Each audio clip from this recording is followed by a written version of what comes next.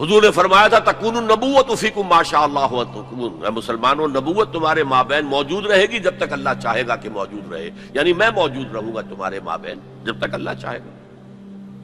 ثم یرفع اللہ اذا شاء یرفع، پھر اللہ اٹھا لے گا نبوت کو، یعنی مجھے، میرا انتقال ہو جائے گا جب اللہ چاہے گا۔ ثم تکون خلافۃ علی منہاج النبوۃ، پھر خلافت علی منہاج النبوت کا دور آئے گا۔ فتکون ما شاء اللہ تکون، وہ بھی رہے گا جب تک کہ اللہ چاہے گا کہ رہے۔ ثم یرفع اللہ اذا شاء یرفع، پھر اللہ اسے بھی اٹھا لے گا جب اللہ چاہے گا۔ ثم تکون ملکا عاضا، پھر کاٹ کھانے والی ملوکیت کا دور آئے گا۔ یہاں سے اسلام کا زوال شروع ہو گیا، دور نبوت، دور خلافت راشدہ، مکمل اسلام، کامل اسلام، علی منہاج النبوۃ خلافت، نبوت کے عین نقش قدم پر خلافت۔ یہ تھا ہمارا جو اصل ہماری معراج تھی امت مسلمہ کی۔ لیکن اب کیا ہوا؟ اسلام کا زوال، جیسے کہ حضور نے فرمایا تھا بدأ الاسلام غریبا وسیعود کما بدأ فطوبی للغرباء، اسلام کا آغاز ہوا تھا کہ وہ اجنبی سی شے تھی، کوئی اس کا پہچاننے والا جاننے والا تھا ہی نہیں، پھر گویا کہ اس میں انڈرسٹوڈ ہے، پھر اسلام کا غلبے کا دور آ گیا۔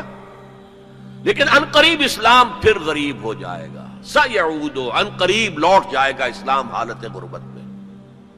فطوبی للغرباء، تو مبارکباد ہے ان لوگوں کے لیے جو اسلام کے غریب اور اجنبی ہونے کے دور میں خود اجنبی ہو جائے لیکن اسلام کا دامن ہاتھ سے نہ چھوڑیں۔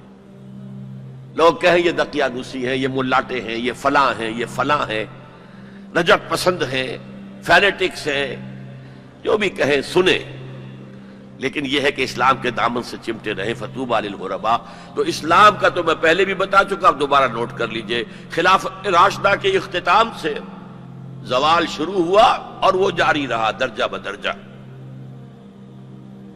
اس کو سمجھانے کے لیے ایک تمثیل ہے، شاہ اسماعیل رحمۃ اللہ علیہ نے شہید کہا ہے کہ اسلامی نظام کے گویا کہ 6 منزلہ عبارت ہے۔ پہلی منزل فوراً گر گئی، یعنی حکومت کا شورائی نظام ختم ہو کر خاندانی نظام جو ملوکیت کی بنیاد ہوتا ہے وہ شروع ہو گیا۔ پھر بھی 5 منزلیں انٹیکٹ رہیں، آخر اس شریعت کے مطابق فیصلے ہو رہے تھے، قانون تو شریعت ہی کا تھا، یوں سمجھیے کہ اوپر کا دستور بدل گیا تھا۔ لیکن پھر ایک وقت آیا کہ وہ منزلیں اور گری، پھر دوسری گری، پھر تیسری گری، پھر ہم پر کولونیلزم کا دور آیا۔ اب وہ ہمارے قاضی بھی ختم، مفتی بھی ختم، تو اسلام اور سکڑتا چلا گیا۔ بس نماز روزہ حج زکوٰۃ کر لو، کوئی شادی بیاہ کے رسومات اپنی مرضی کے مطابق کر لو، سور نہ کھاؤ، شراب نہ پی، اتنا اسلام رہ گیا۔ تو سکڑتا سکڑتا اسلام جہاں تک آ چکا ہے آج وہ آپ کے سامنے ہے۔ لیکن اسلام کا تو زوال شروع ہو گیا خلافت راشدہ کے بعد، امت کا عروج جاری رہا۔ یہ پہلا دور عروج 600 برس تک جاری رہا، under the leadership of the Arabs, بنو امیہ کا دور، بنو عباس کا دور، ہارون الرشید کا دور، مامون الرشید کا دور۔ یہ عظیم سلطنت تھی، عظیم مملکت تھی، دنیا کی عظیم ترین اس وقت یہ مملکت کے درجے میں تھی۔ علوم کا چرچا ہو رہا تھا، فنون کا چرچا ہو رہا تھا، کتابیں ٹرانسلیٹ ہو رہی ہیں، یونانی سے سائنس اور فلسفے کی کتابیں جو ہیں وہ ٹرانسلیٹ کی جا رہی ہیں، ہندوستان سے لیا جا رہا ہے۔ یہ سب کچھ جو ہے یہ ان کا قومی اعتبار سے، مسلمانوں کے ایک قوم کے اعتبار سے یہ عروج ہے۔ دور بنو عباس تقریباً 600 برس کا ہے یا 500 برس کا، ان میں سے 200-250 برس ان کے بڑے عروج کے، پوری مملکت ایک تھی، کنٹرول ایک تھا۔ پھر جیسے ہمارے ہاں سلطنت مغلیہ کہنے کو تو 1857 تک رہی ہے، ظاہر بات ہے کہ وہ اصل جو دور تھا وہ اورنگزیب عالمگیر پر ختم ہو گیا تھا۔ اس کے بعد تو کھنڈر بتا رہے ہیں عمارت عظیم تھی، عمارت کو گرتے گرتے وقت لگتا ہے۔ اسی طرح اس کے بعد اس وقت پھر جب اور ان کے ہاں عیاشیاں شروع ہو گئیں، کوہ قاف کا سارا حسن نسوانی لا کر محلوں میں ہزاروں کی تعداد میں کنیزیں ہیں، ناو نوش ہے، رقص و سرود ہے، کیا نہیں تھا جو ہوا ہے. زوال، عوام کے اندر بدعات، رسومات، یہ ساری چیزیں ہوئی تو اللہ کے عذاب کے اب کوڑا پڑا، پہلا کوڑا، زبردست کوڑا. جیسے وہاں دو حصوں میں آیا تھا، کاربن کاپی بتا رہا ہوں آپ کو، حزب النعل بالنعل. پہلے شمال سے آئے کروسیڈرز، صلیبی ہورڈز، انہوں نے میڈیٹرینین کا سارا ساحلی علاقہ تہس نہس کر دیا، اور 1099 میں یروشلم بھی فتح کر لیا، اور اتنا خون بہایا ہے، اتنا خون بہایا ہے. وہ خود یہ لکھتے ہیں ان کے ہسٹورینز کہ جب صلیبی داخل ہوئے ہیں ان کے فوجی گھوڑوں کے اوپر سوار ہو کر، تو گھوڑوں کے گھٹنوں تک خون کی ندیاں بہہ رہی تھی. اس کے بعد 88 برس تک یہ یروشلم عیسائیوں کے قبضے میں رہا. 88 لانگ ایئرز. کھویا اربوں نے، واپس دینے کی سکت اربوں میں نہیں تھی. عیاشیوں کی وجہ سے وہ کمزور ہو چکے تھے، کھوکھلے ہو چکے تھے. واپس لینے والا کرد تھا، کرد خون، صلاح الدین ایوبی رحمت اللہ علیہ. یہ ہوا 1187 عیسوی میں. 1099 میں قبضہ ہوا، 1187 عیسوی میں واپس لیا. 88 برس تک وہ کروسیڈرز کے قبضے میں رہا. اور اس کے بعد جیسے نبوکڈ نظر آیا تھا مشرق سے، عراق فلسطین کے مشرق میں ہے، تو ہم پر جو طوفان آیا ہے، جو مسلمانوں پر اس وقت عذاب الہی آیا ہے، وہ تاتاریوں کے ہاتھوں. کروڑوں مسلمان قتل ہوئے، لاکھوں کی بات نہیں ہے. بنی اسرائیل کی امت چھوٹی سی امت تھی، یہ امت بہت وسیع تھی. اگر ان کے لاکھوں قتل ہوئے تھے تو ان کے تو کروڑوں ہوئے. خارزم شاہ کی عظیم مملکت، سینٹرل ایشیا کی عظیم ترین سلطنت جو قائم ہوئی ہے تاریخ میں، ختم، تہس نہس. ایسا بھی کیا ہے تاتاری وحشیوں نے کہ ایک آبادی کے تمام انسانوں کو قتل کرنے کے بعد ان کے صرف سر علیحدہ کیے، سریاں، ان کو جمع کر کے ایک پہاڑی کی شکل بنائی. اس پہاڑی پر تخت جما کر ایک وحشی تاتاری سردار نے بیٹھ کر شراب پی. اور مسلمانوں پر دہشت اس درجے تھی کہ اگر 15-20 مسلمان بھی کہیں کوئی تاتاری جو ہے انہیں مل جاتا تھا اکیلا، اور وہ مسلح بھی نہیں، اور وہ کہتا تھا کھڑے رہو یہیں پر، میرے پاس اس وقت تلوار نہیں ہے، میں تلوار لے کر آ کے تم سب کو قتل کروں گا. وہ کھڑے رہتے تھے جیسے کہ بھیڑیں بکریاں کھڑی ہوں، اور وہ آ کر ایک ایک کو قتل کرتا تھا. ضربت علیہم الذلۃ والمسکنۃ وباؤوا بغضب من اللہ. یہ دور انتہائی تاریک دور تھا ہمارا، انتہائی تاریک دور تھا. عالم اسلام کا نقشہ وہی تھا جو حضرت عزیر نے جب دیکھا تھا یروشلم کو تو کہا تھا انا یحیی ھذہ اللہ بعد موتھا. اسی طرح سے عالم اسلام میں کوئی امید دور دور تک نظر نہیں آ رہی تھی کہ اس کا کوئی احیاء ہو سکے گا، لیکن پھر احیاء ہوا. دوسرا دور آیا، لیکن ایک فرق کے ساتھ. سابقہ امت جو تھی بنی اسرائیل، وہ ایک نسل پر مشتمل تھی، ایک قوم. اس کا احیاء بھی اسی کے اندر ہوا ہے. امت محمد ملٹی نیشنل امت تھی. عرب اس کا نیوکلیس تھے، کوئی شک نہیں، اب بھی نیوکلیس ہیں. لیکن جیسے کہ ایٹم کے مرکز میں تو نیوکلیس ہوتا ہے جس میں پروٹونز ہوتے ہیں، پازیٹو چارج ہوتا ہے، پھر چاروں طرف اس کے الیکٹرونز گھوم رہے ہوتے ہیں. تو اسی طرح ان امیین کے گرد ایرانی آ گئے، شامی آ گئے، رومی آ گئے، قبطی آ گئے، بربر آ گئے، ہندی آ گئے، ترک آ گئے. یہ سب الیکٹرونز کی طرح ہے. لہذا اب جو احیاء ہوا ہے امت کا، وہ غیر عرب معزول کر دیے گئے. 1258 میں خارزم شاہ کی سلطنت کو تہس نہس کر کے، افغانستان کے اکثر حصے کو برباد کر کے، تہوبالا کر کے، پھر ایران کی سلطنت کو تہس نہس کر کے، اور عراق کے مشرقی پورے نصف حصے کو ختم کر کے 1258 عیسوی میں انہوں نے بغداد فتح کیا ہے. اور آخری خلیفہ بنو عباس کا مستعصم باللہ، اس کو محل سے نکالا ہے، ایک جانور کی کھال میں لپیٹ کر گلی میں ڈال دیا اور گھوڑے دوڑا دیے، کچل دیا. جس پر شیخ سعدی نے کہا تھا آسماں را حق بود گر خون بے بارت بر زمین بر زوال ملک مستعصم امیر المومنین. امیر المومنین مستعصم باللہ کے زوال پر اگر آسمان خون کی بارش کرے تو اسے حق ہے.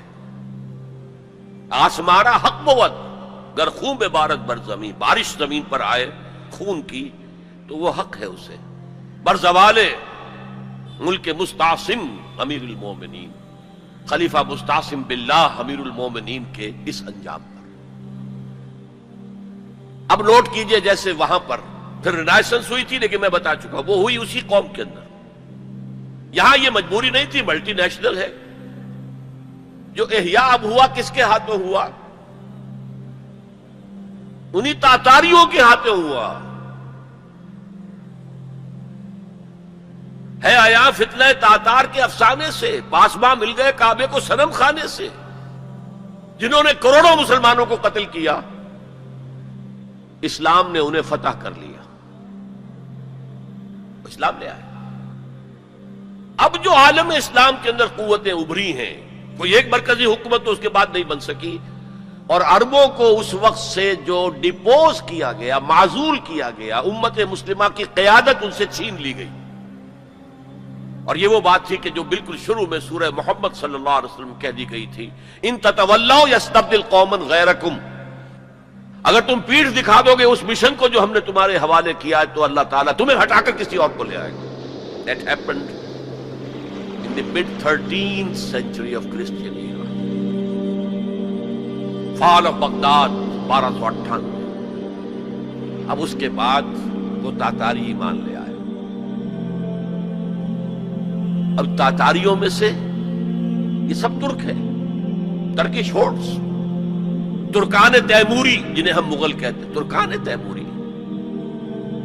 انڈیا میں ان کی مملکت عظیم قائم ہوئی. ترکان صفوی ایران کے اندر ان کی مملکت قائم ہوئی. ترکان عثمانی اناتولیا کے علاقے سے وہ سردار جو تھا، ترک سردار عثمان، اس نے آگے بڑھ کر حکومت ایک بنائی ہے، اور وہ جس طرح پھر پھیلی ہے، پورا مشرقی یورپ اس نے فتح کیا ہے. ترکوں نے قسطنطنیہ فتح کر کے پھر مشرقی یورپ میں ویانا تک کا جا کر محاصرہ کیا ہے. پورا مغربی ایشیا اس کے تحت آ گیا، پورا شمالی افریقہ اس کے تحت آ گیا. جو کبھی گریٹ رومن امپائر ہوتی تھی، بالکل اس پیمانے کی گریٹ آٹومان امپائر دنیا میں قائم. یہ سلطنت عثمانیہ، اس میں 400 برس تک خلافت بھی رہی. خلافت عربوں سے منتقل ہو کر ترکوں کے پاس آ گئی. خلافت عثمانیہ جسے ہم کہتے ہیں، اگرچہ وہ ملوکیت تھی. بنو امیہ کا دور بھی ملوکیت کا دور تھا، بنو عباس کا دور بھی ملوکیت کا دور تھا، اور یہ جو خلفائے عثمانی کہلاتے ہیں ترک، یہ بھی ملوکیت کا دور تھا. ملکن عاضن، کٹکھنی ملوکیت.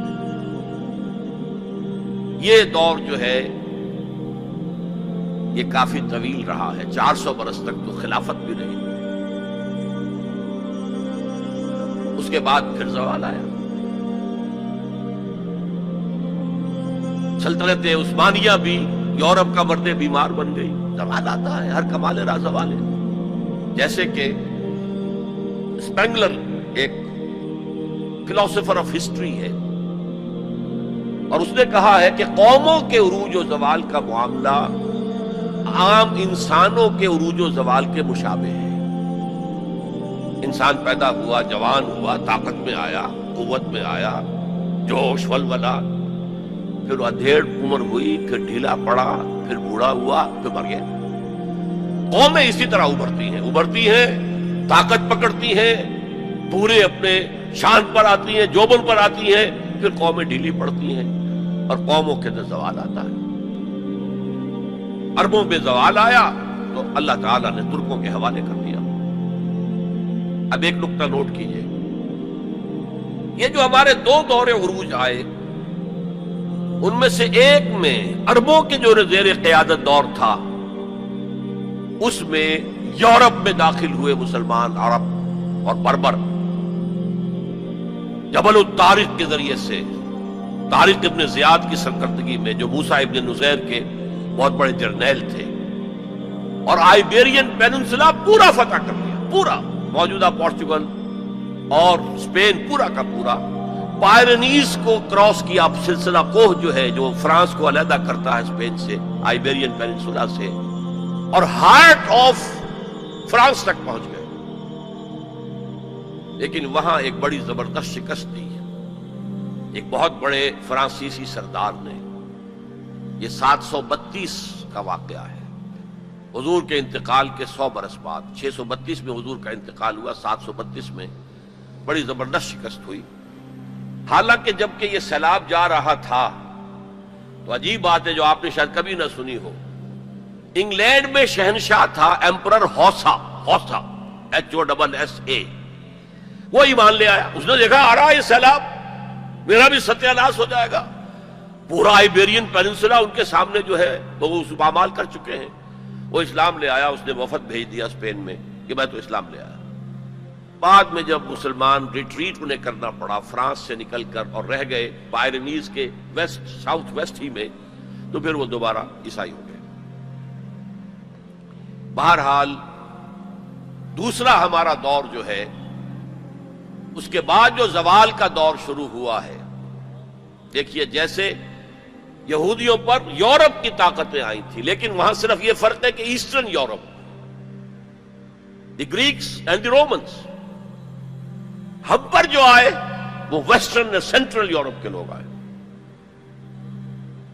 ایک بات نوٹ کر لیجئے، ہسپانیہ کی یونیورسٹیوں نے یورپ کو بیدار کیا، ورنہ اس سے پہلے یورپ ڈارک ایجز، وہ خود کہتے ہیں ہماری تاریخ کا سیاہ دور، پوپ کی حکومت اتنی شدید تھی، اتنی متشدد تھی، سائنس کی تعلیم حرام، فلسفے کی تعلیم حرام، کسی گھر سے اگر سائنس اور فلسفے کی کتاب نکل آئے گھر جلا دیا جائے گا۔ مسلمانوں کے ذریعے سے جیسے ہمارے نوجوان جاتے ہیں امریکہ پڑھ کر آتے ہیں، آتے نہیں وہیں بیٹھ جاتے ہیں، وہ تو اکثر و بیشتر واپس نہیں آتے، لیکن یہ لوگ آتے تھے۔ اسپین کے بالکل ساتھ فرانس ہے، اس کے ساتھ جرمنی ہے، اس سے نیچے ملتا ہوا جو ہے اٹلی ہے، ان 3 ملکوں کے نوجوان آتے تھے۔ یونیورسٹیز آف تولیتلا، یونیورسٹی آف کارڈووا قرطبہ، یونیورسٹی آف گراناڈا غرناطہ، یہاں سے پڑھ پڑھ کر جاتے تھے۔ اسی کے تحت، اسی کے اثر کے تحت ریفارمیشن شروع ہوئی، اصلاح مذہب اور احیاء العلوم شروع ہوا۔ لیکن بدقسمتی سے اس پوری تحریک میں پوپ کے تشدد اور غلط طرز عمل کے رد عمل کے طور پر مذہب دشمنی آ گئی، چھوڑو مذہب کو، ہٹاؤ ان کو۔ اور یہودیوں نے اس جلتی آگ پر تیل کا کام کیا، سیکولرزم کا انجیکشن لگایا تاکہ مذہب اور ریاست علیحدہ ہو جائیں۔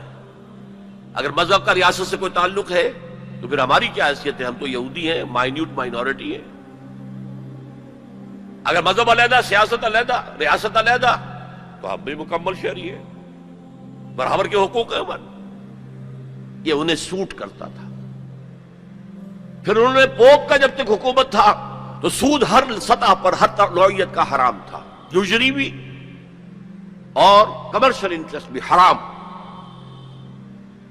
لیکن انہوں نے عیسائیت کے 2 حصے کیے، جیسے ہمارے ہاں عبداللہ ابن سبا آیا تھا یہودی یمن سے، اور اسلام کا لبادہ اوڑھ کر اس نے مسلمانوں کے اندر الفتنۃ الکبریٰ پیدا کیا، اور اس وقت سے جو ہمارے ہاں شیعہ سنی کی تقسیم ہوئی ہے وہ آج تک ہے۔ اسی طریقے سے کرسچینٹی کو انہوں نے پھاڑ کر کیتھولسزم اور پروٹیسٹنٹزم کے اندر تقسیم کر دیا، اور پروٹیسٹنٹس جو ہیں ان کو آلہ کار بنایا۔ سب سے پہلا پروٹیسٹنٹ ملک برطانیہ نے پوپ سے اپنا علیحدہ کیا، چرچ آف انگلینڈ علیحدہ قائم کر لیا، اپنا بینک سب سے پہلا قائم کیا، بینک آف انگلینڈ، یہودیوں کا بینک۔ بہرحال ان طریقے سے ان یہودیوں نے رفتہ رفتہ رفتہ رفتہ یورپ کو اپنے شکنجے میں کس لیا۔ اب یہ جو رینائسنس ہوا اور احیاء العلوم ہوا اور سائنس کی ترقی ہوئی، نئی نئی ایجاد ہوئی، نئی نئی چیزیں جو ہیں وہ انسان نے تلاش کی، دریافت کی، فورسز آف نیچر، اور انہیں جو ہے ہارنس کیا، انہیں ایکسپلائٹ کیا، انہیں استعمال کیا، تو ایک پاور پوٹینشل پیدا ہو گیا سینٹرل یورپ کے اندر۔ اور طاقت تو پھر اپنا نفوذ چاہتی ہے ادھر ادھر۔ کوئی طاقتور پہلوان ہو تو وہ ادھر بھی جاتے ہوئے کندھا مارے گا، ادھر بھی کندھا مارے گا، تو وہ تو طاقت کا ظہور وہ چاہتا ہے۔ لیکن نوٹ کر لیجئے، عالم اسلام کا پہرے دار سلطنت عثمانیہ بہت مضبوطی کے ساتھ کھڑے ہوئی تھی۔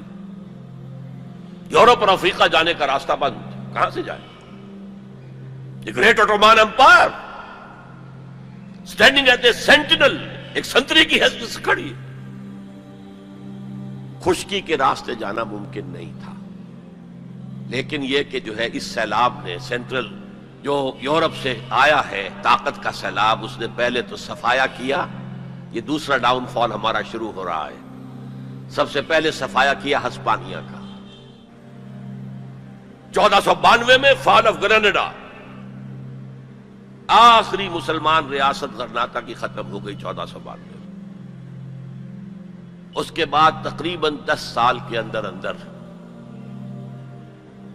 ہسپانیہ کو پاک کر دیا گیا مسلمانوں سے، یا قتل کر دیے گئے، یا جلا دیے گئے، یا کچھ نے عیسائی بن کر جانیں بچائیں، اور باقی کو جہازوں میں بھر بھر کر لے جا کر نارتھ افریقہ کے ساحل پر ڈمپ کر دیا، جاؤ دفع ہو۔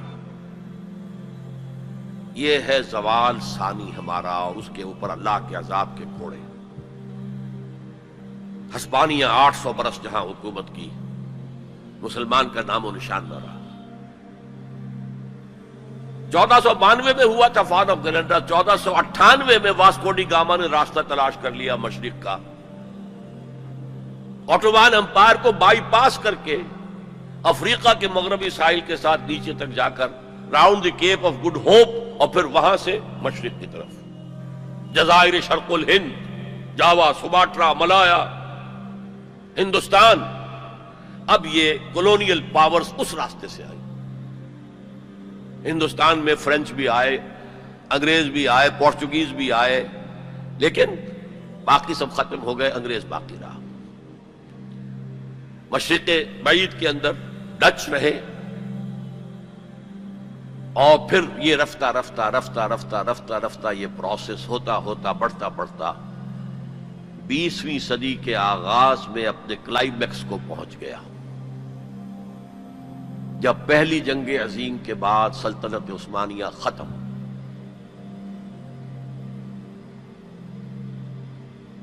حصے بکھرے، بلکانائزیشن جسے کہتے ہیں، بلقان کی ریاست میں یہ سب کیا تھی؟ یہ تو ترکوں کی حکومتیں تھیں۔ یہ جو کوسوو میں اور بوسنیا میں جو مسلمان ہیں، یہ کن کی یادگار ہیں؟ باقیات الصالحات کن کی ہیں؟ اسی دور کی، ترکوں کے دور کی۔ لیکن اب سلطنت عثمانیہ بھی ختم۔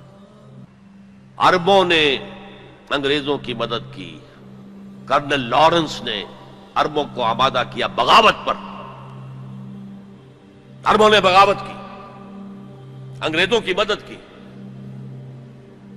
اور خود ہندوستان سے ہندوستانی فوج گئے انگریز کے تحت، اور انہوں نے جا کر انگریز کی مدد کی۔ جنرل ایلن بی کو قبضہ لے کر دیا یروشلم کا، اور جنرل ایلن بی نے جا کر ٹھوکر ماری تھی صلاح الدین ایوبی کی قبر کو۔ سلاڈین، وی آر اگین ہیئر۔ یہ ہمارا زوال جو ہے انتہا کو پہنچ گیا پہلی جنگ عظیم کے بعد۔ وعدے کیے گئے تھے عربوں سے تمہیں آزادی دیں گے، لیکن ہوا کیا؟ حصے بکھرے کر دیے، ٹکڑے کر دیے۔ یہ تمہارا، یہ میرا، یہ اس کا۔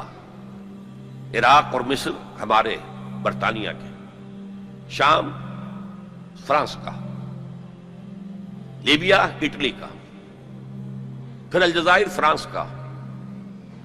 یہ ساری تقسیم، بندر بانٹ، اس حدیث کا نقشہ سامنے آ گیا جو حضور نے ایک دفعہ صحابہ سے کہا، یوشک ان تداعی علیکم الامم، مجھے اندیشہ ہے کہ ایک وقت آئے گا کہ دنیا کی قومیں تم پر ایک دوسرے کو دعوت دیں گی، آئیے آئیے آئیے، یہ نرم کھانا موجود ہے، بہت اچھا نرم گرم، آؤ میں ادھر سے کھاؤں گا تم ادھر سے کھاؤ۔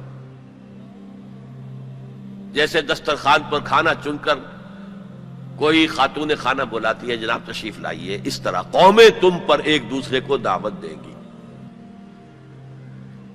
صحابہ گھبرا گئے، اب ان قلت نحن یومئذ یا رسول اللہ، حضور کیا یہ اس وجہ سے ہو جائے گا کہ ہم اس زمانے میں بہت قلیل تعداد میں رہ جائیں گے؟ فرمایا نہیں، بل انتم یومئذ کثیر، تعداد تو تمہاری بہت ہوگی لیکن تمہاری حیثیت کیا ہوگی؟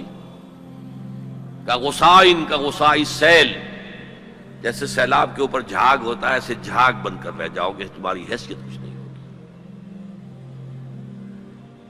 ولکن فیکم وہن، ایک بیماری پیدا ہو جائے گی جس کا نام وہن ہے۔ وہم نہیں، وہم تو جانتے ہیں آپ، سپرسٹیشن یا کچھ اور، وہن، واو ہا نون، وہن۔ اب اس مرض کا نام کبھی سنا نہیں تھا، پوچھا مل وہن یا رسول اللہ؟ فرمایا حب الدنیا و کراہیت الموت، جب دنیا کی محبت تمہارے دلوں پر قبضہ کر لے گی اور موت سے تمہیں نفرت ہو جائے گی، بجائے اس کے کہ خوش آمدید کہو کہ نشان مرد مومن باتوں گویم چو مرگ آیت تبسم بر لب اوست، میں تمہیں بتاؤں مرد مومن کی نشانی کیا ہے؟ جب موت کا وقت آتا ہے اس کے ہونٹوں پر مسکراہٹ ہوتی،